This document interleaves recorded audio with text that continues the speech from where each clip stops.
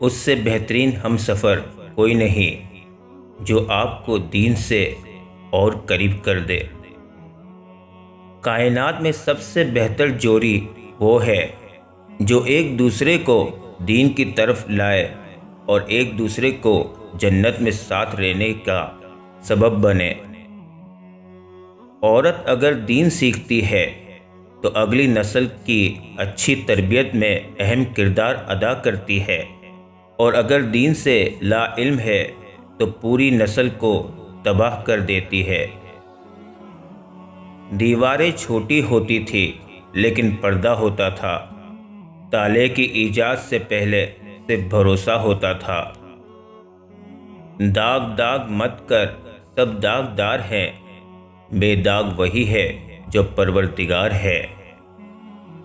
اگر غیر محرم مخلص ہوتا تو میرا اللہ کبھی اس سے پردہ کرنے کا حکم نہ دیتا۔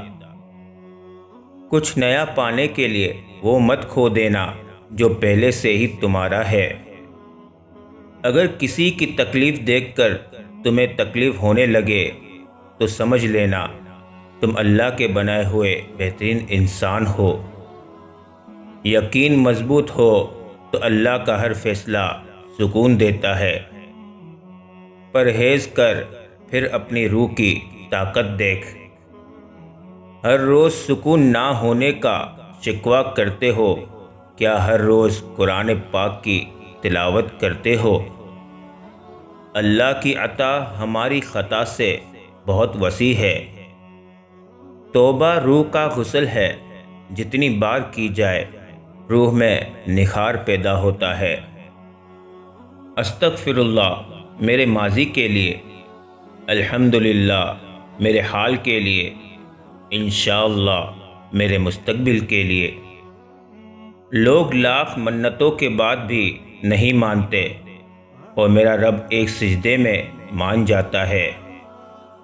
دشمن سے بھی وہ خطرناک ہے جو دوست بن کر دھوکہ دے۔ دوستی کی کشتی میں پہلا سراغ شک کا ہوتا ہے۔ ہمارا اصلی گھر قبر ہے، اور قبر مال سے نہیں بلکہ نیک اعمال سے روشن ہوگی۔ وقت جب فیصلہ کرتا ہے تو گواہوں کی ضرورت نہیں پڑتی۔ باپ کے بعد شوہر اللہ تعالیٰ کی جانب سے عورت کے لیے چنا گیا مضبوط ترین سہارا ہوتا ہے۔ قرآن پاک کی خوبصورتی یہ ہے کہ آپ اس کے پیغام کو بدل نہیں سکتے، ہاں مگر وہ آپ کو بدل سکتا ہے۔